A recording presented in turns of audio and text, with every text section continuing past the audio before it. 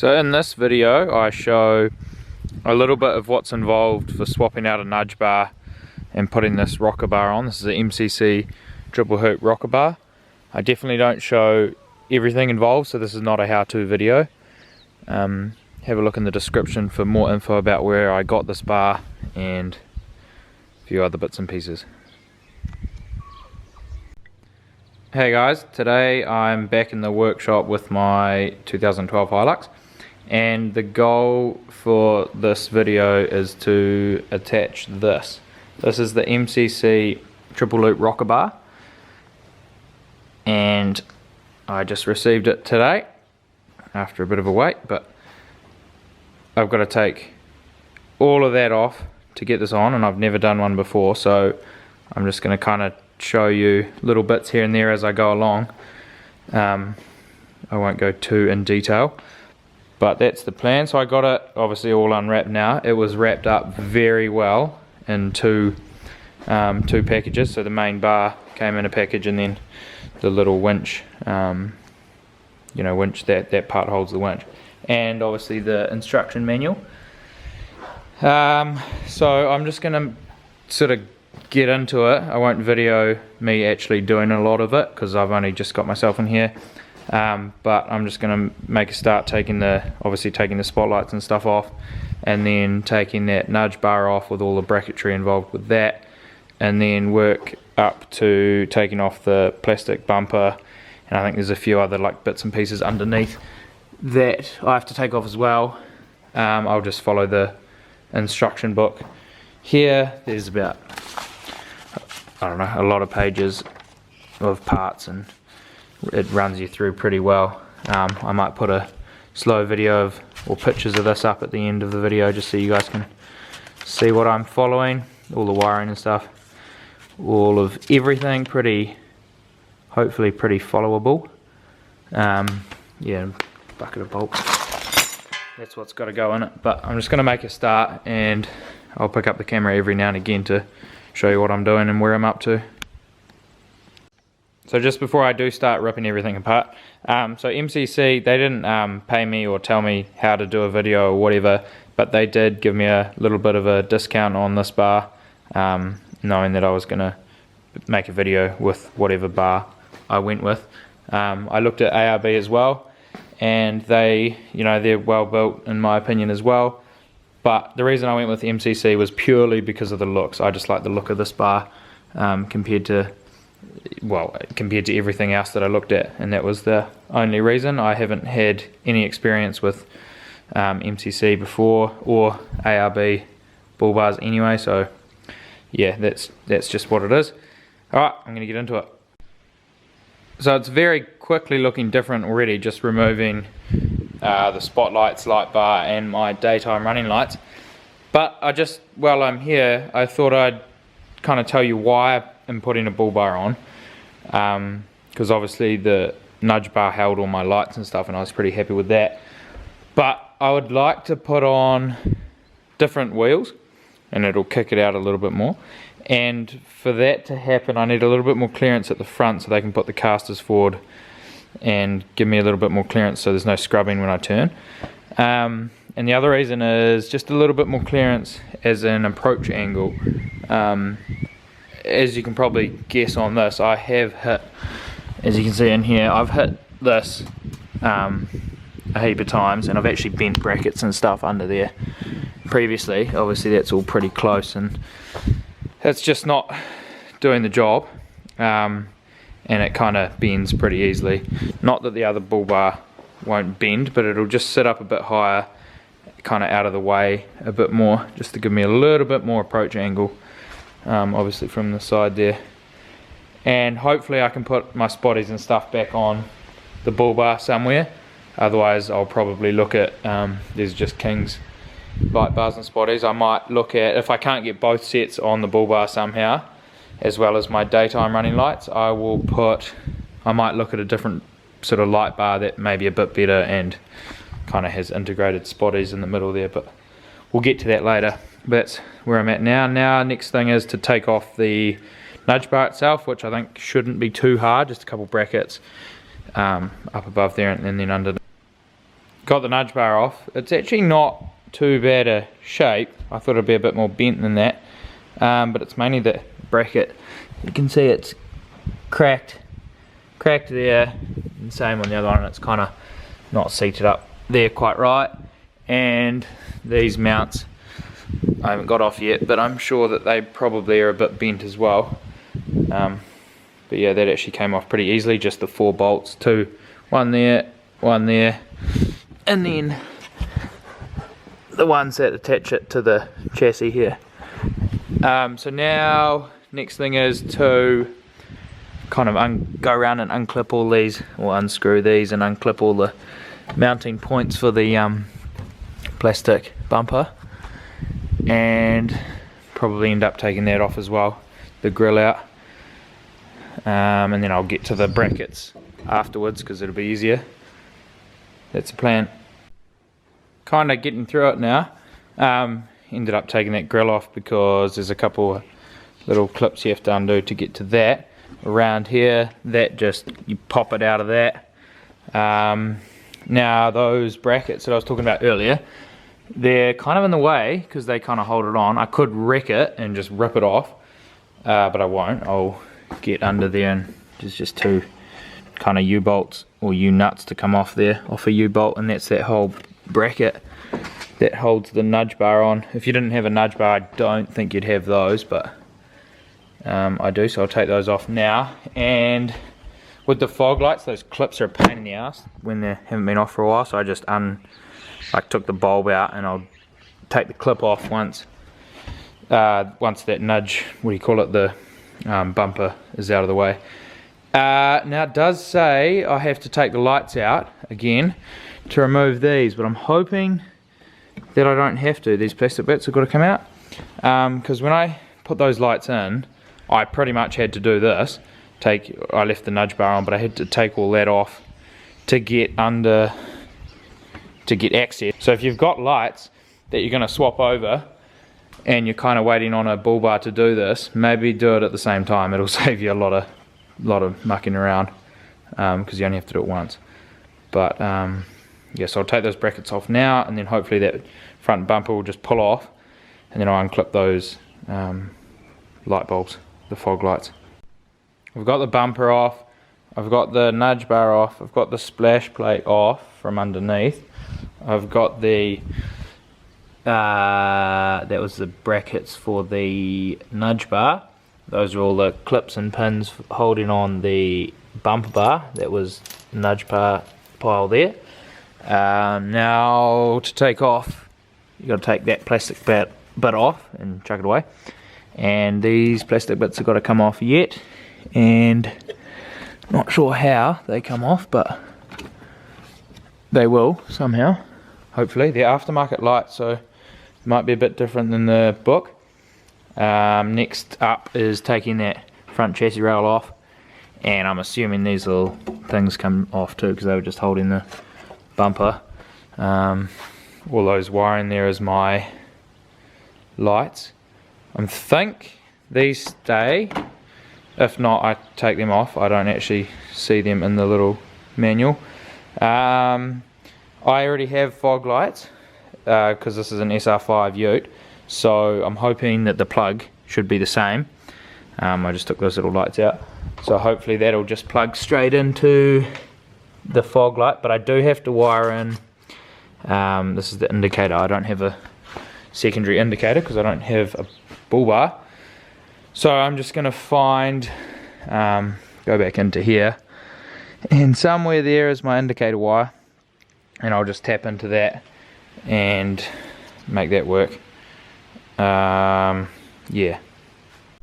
I'm just trying to figure out the wiring now, just for my fog lights. Are easy to just hopefully will plug in, and they give you a pretty detailed sort of write-up for what you are trying to do, but because it's not exactly my Ute in the pictures, I like to figure it out myself, figure out what wires do what. So for this, this is a fog light slash park light slash indicator. So I've just testing it out here on a battery, and got the negative hooked up, and the blue wire, because I'm trying to figure out what these three do. Blue wire, obviously indicator, and white wire is a light, and then what was the other one I haven't tried? Brown. The brown wire now is the park light, so it's kind of duller than the actual light. Now, however I want to wire this up, I might wire it up so this bright one is my daytime running light. But anyway, that's how I'm testing it, because I just like to know what wires do what in my own writing and my own way. So I might hook those up kind of without reading any of the stuff. I'll just do it the way that works for me. Just also, I'm kind of looking at the wiring and tossing up between, these aren't connected, these are actually made into the headlight. So I'm contemplating whether I think I need to cut them off.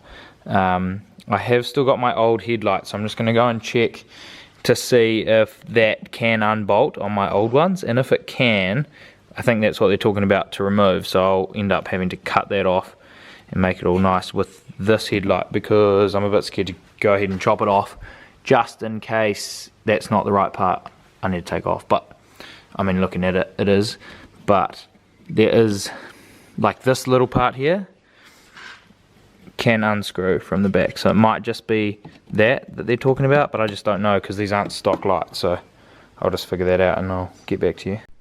Okay, cool. So you actually read the manual and there's a little bit that comes off that light that I was talking about. There's just two screws on the back of it, and I'm hoping I might be able to get them, because they're just up in here, pointing that way. Hopefully I can get them without taking the light off, would be nice. See how we go. It's now dark. Yes, I got the little things off the light, they're down there, those things. But the reason I didn't want to have to take the light off was because, I can't remember if I said or not, but I thought there was a bolt up here on the back side of that, but there's not. It's that bolt there that I was thinking of, and so there's 1, 2, 3, should be third one, and then 4 down here. So the light actually comes out easy. And when I was wiring up, so I've just finished wiring up, these go to the sort of indicator lights and the fog light, not the fog light, goes to the indicator, the park light, and another bright sort of light. And the way I've got it hooked up is going to be different to probably anyone, because I've done it the way I wanted it. So I've got that all connected up now on both sides. That's the light from the bull bar. I was just using it to test that I'd done everything right, and I have, but it has taken me a long time to do that and suss all that out. And it's now 9 o'clock, so I might call it a night. But tomorrow, first thing is I got to cut a bit off these to then put that bar, the new bar, this one, back on. So we're back into the fun stuff of actually putting the bull bar on now, and all the wiring is done properly. I soldered everything and put the glue stuff on the solder, so it's all sealed completely, because I'm going to be going through water. So I want every wiring that I've done is done super properly and all completely sealed up. So that's cool. And I've made a hell of a mess of the workshop. Bits and pieces everywhere. Cool. I'll pick it up again in the morning. So obviously it's a new day now in the morning. It's pretty windy outside, so I apologise for any windy noise in this video. I'm just going to jump straight back into it and carry on. Next step, as I mentioned already, is cut these little things to allow the winch bar to fit on properly. Yeah, just going to get into that now. Managed to clear that up, cut it about there. There's a big chunk on the bottom that I cut off, and there was a couple more little brackets that went in there that I had to get out of the way. Those ones down there. And then you just use the original nuts to bolt, or to nut to put this winch bar on. And then I've just refitted the grill a little bit. They say to just cable tie it down here for that bottom bit. Obviously it can't clip back into the bumper at all. And I'm just sorting out all the nuts and bolts and hardware. And following, the next step is probably to just follow kind of that, as well as trying to work through this. Yeah, so we'll fit up, start working on the actual bull bar and putting the bits like the rubber infills and stuff on the top there is the next step. I've just noticed that with these little fog light plugs, they would normally fit, but the wiring's the wrong way around, so I'm going to cut that off and wire this one on, because that will go on, but it has to be upside down, so it won't actually click on, which would work, but I don't want it to fall off. So I'm going to take the original off and solder that one on, make a proper connection, and that way the wires will be the right way around, and that should click in as normal before I start fitting up the actual bull bar. So I've put these little rubber things on. They're not tightened all the way up, the bolts. Coming over here, I've put my plugs on now. They're all properly done. Grill's all cable tied in. Where are we? One cable tie, if you can see down there. One on the air temperature sensor or whatever that thing is. That bracket holding that one on, and another one down the bottom there as well. So that's solid as now. And I've masked off the guards there just to stop any scratching when I'm positioning the bull bar itself. So that's the next thing, is to kind of fit the bull bar up to the winch bar, and kind of just play around until it looks right, looks even and fits proper, and I'll come back to you. Now that the sun's in the way, we've fitted the bull bar up and tightened all the bolts. Looking pretty nice. Now last kind of thing is to trim up the inner guards there and attach them with just cable ties, probably, if you can see that, if you focus. And then I'm just going to put the stock standard splash guard back up, and then kind of work out where all my lights are going to go back on. And that's pretty much it though. Pretty nicely fitted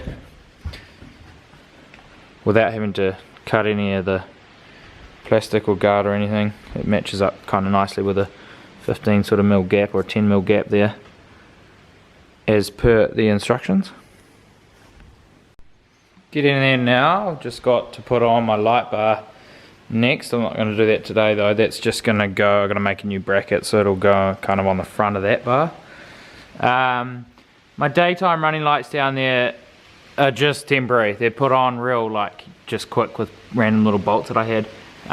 They won't stay there because they're kind of, well, you can see they're like, kind of defeats the purpose of having a higher profile like that, because they hang down quite low. But for now, that's alright. They can just stay there for now. Yeah, so I'll pick it up again when I put the light bar on. But the spotties are just, there was already existing holes in here that I've just put a bolt through, and they're kind of not permanent either, because when I get a winch, obviously I might have to shuffle things around a bit more, and then I'll just chuck my number plate back on. Yeah, but that's the bar all pretty much done, and I'll pick it up again when I put the light bar on. All done. I've got my light bar on now, just with, made some brackets up and just some big hose clamps to hold that on. I don't know if I love where the light bar is, and not actually sure that I need it now that my spotlights are up a bit higher, to throw a bit more light in the right direction rather than down at the surface you're driving on.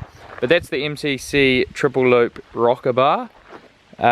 Looks pretty good, I think. If I was to do it again, I maybe would have ordered, I didn't realise that they didn't come with the little extra panel on the bottom there that kind of tidies everything up a bit. I didn't realise they didn't come with that, so I might look into getting that and putting them on. But for now, that's that.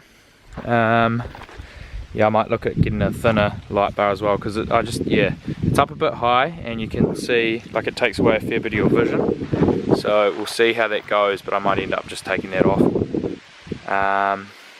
Cool. So that's the lights all on, bright as. So these two little lights down here, the daytime lights have to flick off when your headlights come on. And then I've got switches in the ute to turn the spotties off and the light bar off independent of each other, which is quite good. Pretty happy with that. Thanks for watching, see you next time.